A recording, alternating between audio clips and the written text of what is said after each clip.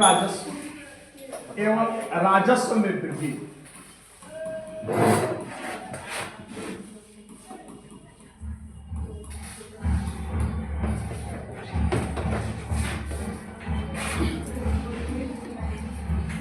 तो पंजाब में पड़ने वाले बार बार अकाल, भू राजस्व और राजस्व में वृद्धि, और लोग यहाँ की मांग कर रहे थे कि इसमें क्या करो, अकाल के कारण लोगों की जो इनकम है वह कम हो गई, लेकिन सरकार इस पर कोई छूट नहीं दे रही। और ये सब घटनाएं आपके क्रांतिकारी आंदोलन का एक बड़ा निकल, ठीक ना। तो इन्हीं के कारण, मतलब कारण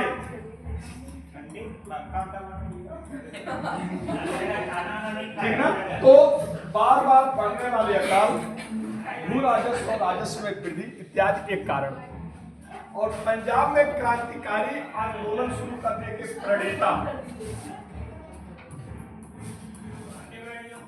प्रणेता इसके जनक थे जे.एम. चटर्जी। जे.एम. चटर्जी यानी यहां पर क्रांतिकारी आंदोलन की सूत्रपात किसने किया? सत्येंद्र मोहन चटर्जी, जे.एम. चटर्जी। इन्होंने 1904 में भारत माता सोसाइटी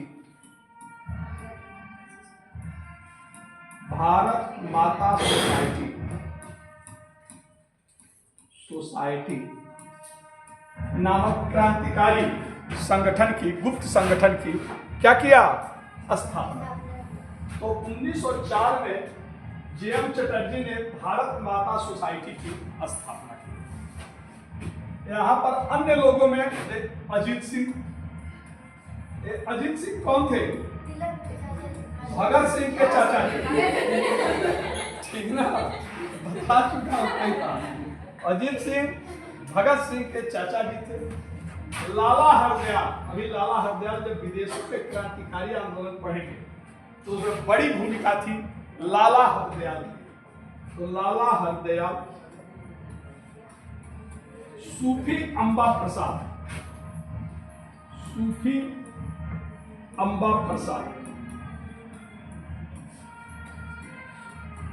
आदि लोग भी इस संगठन से क्या हुए थे? जुड़े हुए थे। ये सदस्य थे।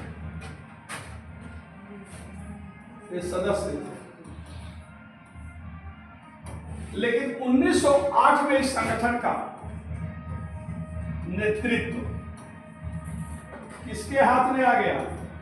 मास्टर अमीर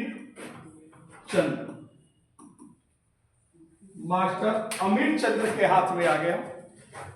और मैं दिल्ली में मैंने बताया था कि वायसराय हार्डिंग पर 23 दिसंबर, यही दिल्ली का भी लिखा भी चुका हूं, 23 दिसंबर 1912 को वायसराय हार्डिंग राजधानी परिवर्तन कर रहा था, शायद लिखा चुका हूं, राजधानी परिवर्तन कर रहा था, तो उस पर बम फेंका गया जिसमें मास्टर अमीर चंद्र भी क्या थे? यानी बंगाल के क्रांतिकारियों से भी इनका संपर्क था। और उसमें मैंने बताया था कि बसंत विश्वास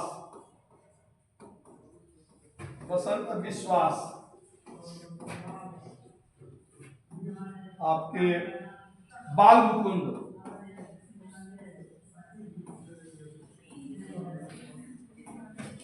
मास्टर अमीर चंद्र,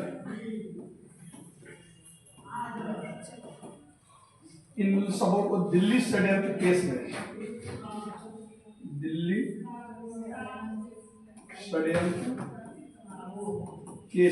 क्या कर दी गई? फांसी दी। हार्डिंग पर क्या हुआ था? बम फेंका गया। हार्डिंग द्वितीय पर बम फेंका गया।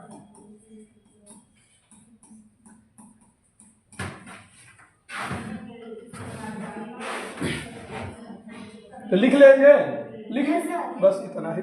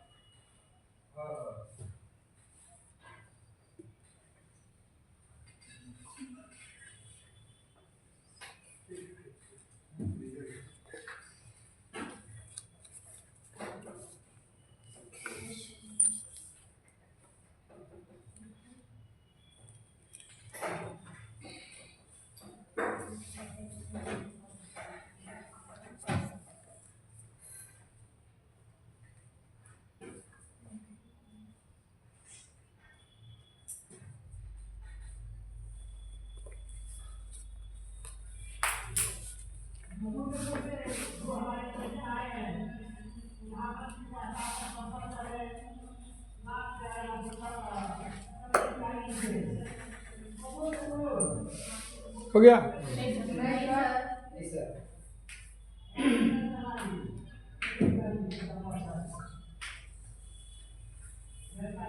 तो मास्टर अमीर चंद को फांसी दे दी गई और कुल मिलाकर के एक भारत माता समिति की स्थापना सहारनपुर स्थान है, सहारनपुर।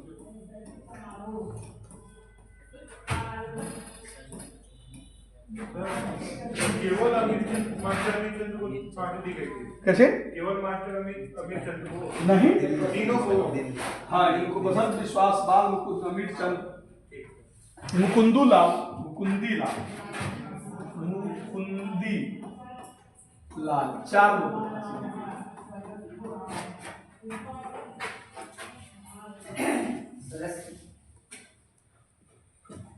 मुकुंदी लाल नहीं है, अवध बिहारी थे।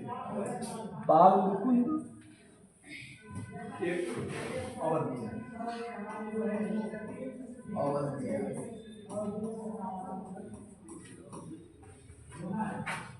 मुकुंदी लाल।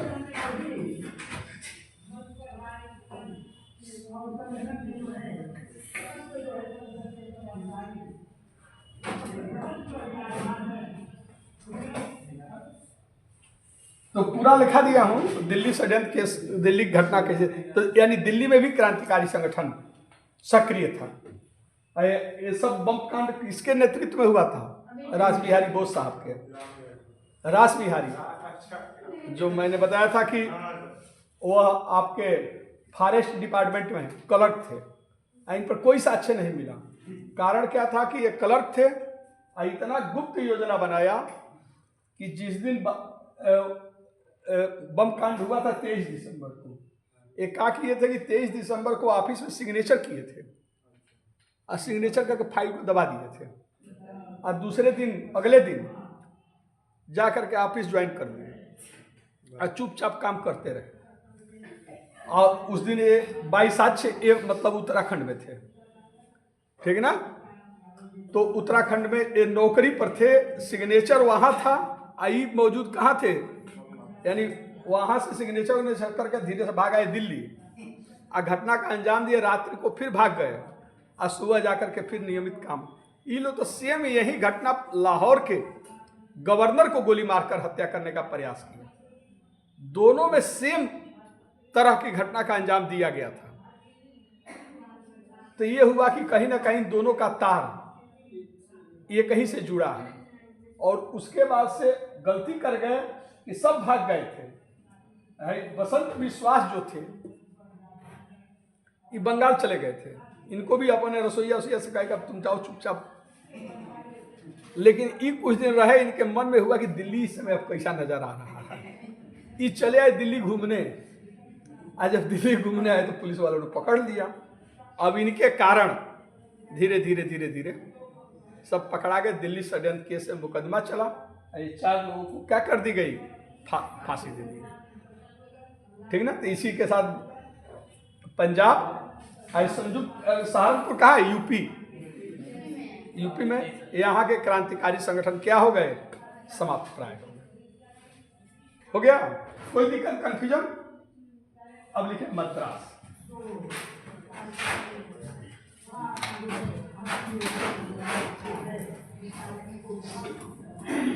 तो साउथ इंडिया में महत्वपूर्ण केंद्र था, मद्रास स्टेट था, मद्रास राजधानी थी।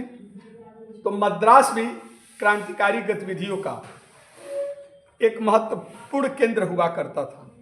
लेकिन यहाँ पर क्रांतिकारी संगठन, मद्रास में यानी यहाँ पर क्रांतिकारी संगठन की स्थापना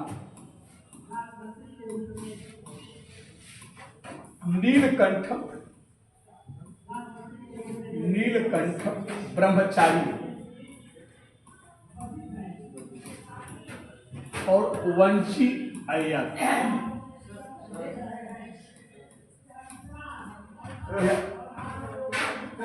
पंजाब जो क्रांतिकारी जो समाप्त हो गया। हाँ, भगत सिंह, अब फिर दूसरे दौर का पहले चरण का क्रांतिकारी आंदोलन, फिर असहयोग आंदोलन के बाद से एक बार फिर यूपी गढ़ बना, जब भगत सिंह, चंद्रशेखर आजाद ये सब आए, ठीक है ना? ये पहले चरण का।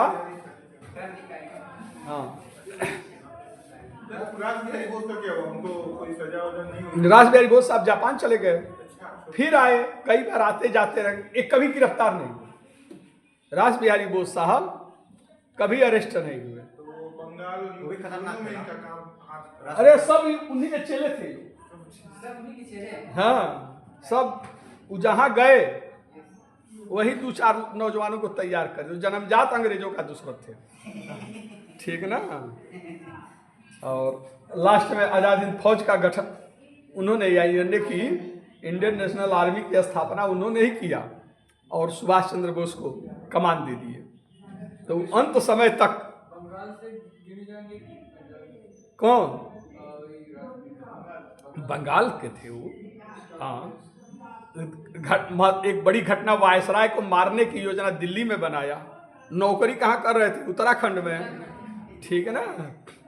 लाहौर में फिर लाहौर के गवर्नर को मारने का प्रयास किए थे। ठीक ना। फिर आपका विदेशों में गदर पार्टी की स्थापना हुई, उसका केंद्र बिंदु फिर भारत को चुना गया और उसका नेतृत्व रासबिहारी बोस साहब ने ही किया था। ठीक ना। तो रासबिहारी बोस साहब आते जाते अभी रहेंगे। ठीक ना। तो मद्रास में क्रांतिकारी गतिविधियों की स्थापना नीलकंठ ब्रह्मचारी और वंचित अय्यर ने मिलकर, ये दोनों लोगों ने मिलकर भारत माता समिति, वो सोसाइटी था, ये समिति भारत माता समिति की स्थापना की। दोनों ने मिलकर भारत माता समिति नामक गुप्त संगठन की, गुप्त संगठन, ये संगठन क्या था? गुप्त संगठन, ये जितने संगठन थे गुप्त थे, लोग छिप करके काम करते थे। गुप्त संगठन की स्थापना की 1911 में वंचित अय्यर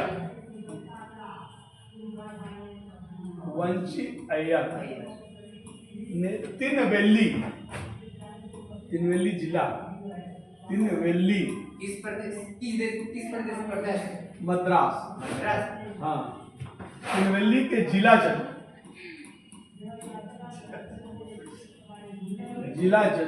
जजे को ज्यादा माना जाता, क्योंकि जजे अपराधियों को सजा देता था।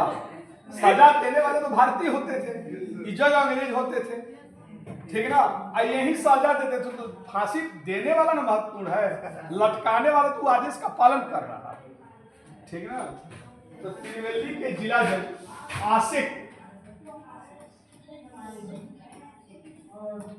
आशिक को गोली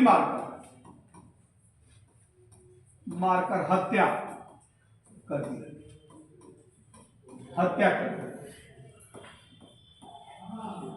और स्वयं आत्महत्या कर दी।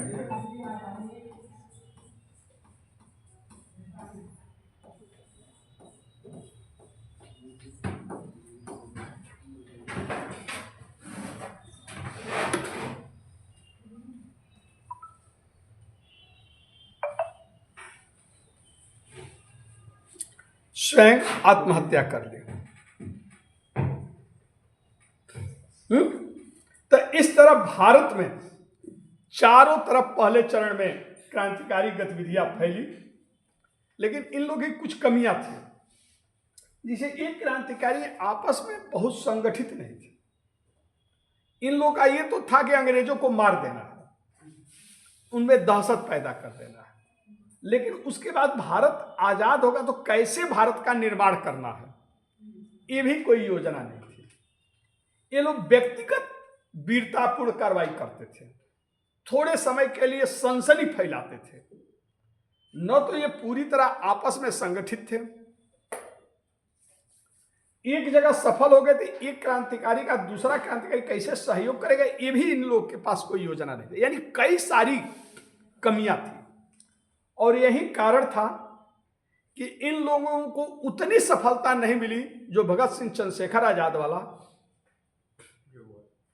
इंडियन सोसाइटी, जो एसोसिएशन वाला,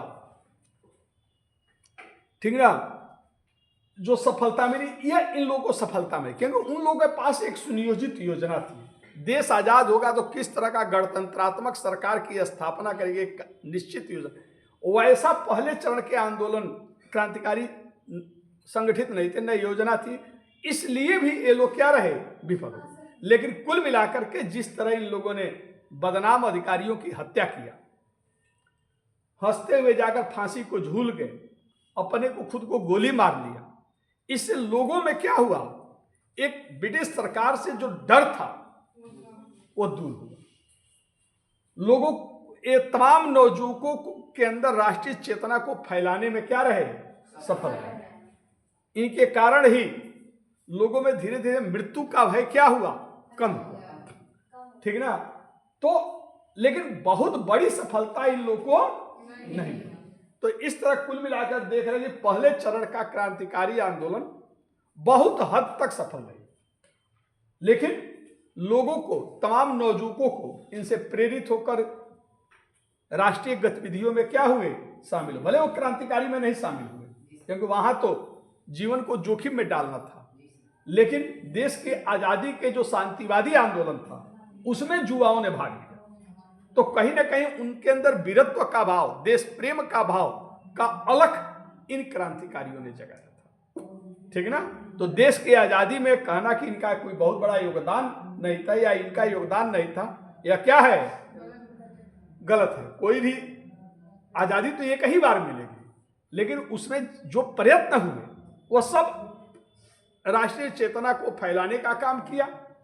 और कुल मिलाकर जब यही राष्ट्रीय चेतना चरम पर पहुंची तो अंग्रेज देश छोड़कर चले गए। अगर यह असफल कहा जाएगा तो जितने 42 तक जो कांग्रेस के नेतृत्व में आंदोलन हुआ, कोई आंदोलन देश को आजाद नहीं करा पाया।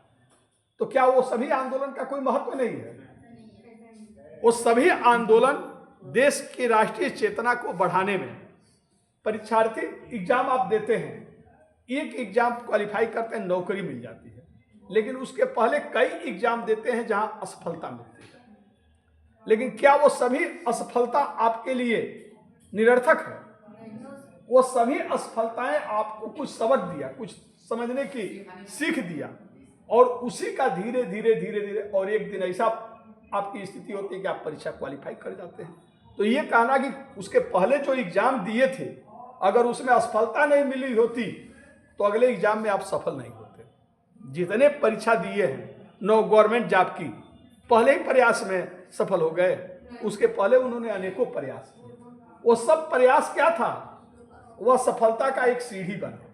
उसी तरह देश आजादी तो एक बार मिली, लेकिन ये जितने प्रयत्न थे वो सभी प्रयत्न उसके सीढ़ी बने, ठीक ना। तो राष्ट्रीय चेतना को फैलाने में इन क्रांतिकारियों का एक बड़ा योगदान रहा, और यह आंदोलन केवल भारत तक ही सीमित नहीं रहा बल्कि विदेशों में फैल गया। तो लिख लीजिए, विदेशों में क्रांतिकारी आंदोलन।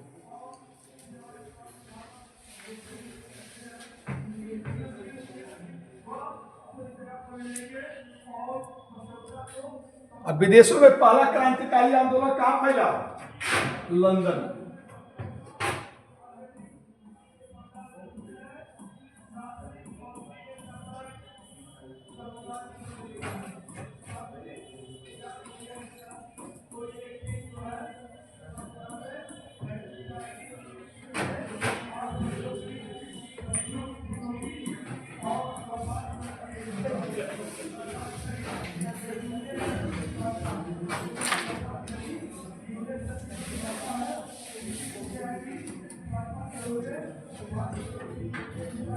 तब विदेशों में पहला क्रांतिकारी संगठन की स्थापना कहाँ हुई थी? यहां पर किसने किया? श्यामजी कृष्ण वर्मा। श्यामजी कृष्ण वर्मा, यहां पर लंदन में इन्होंने Indian home rule society,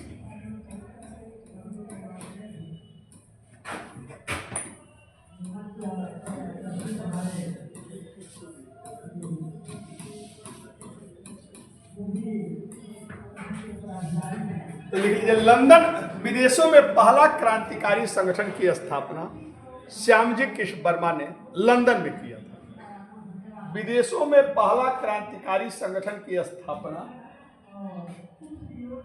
Shyamji Krishna Verma ने लंदन में किया था। इन्होंने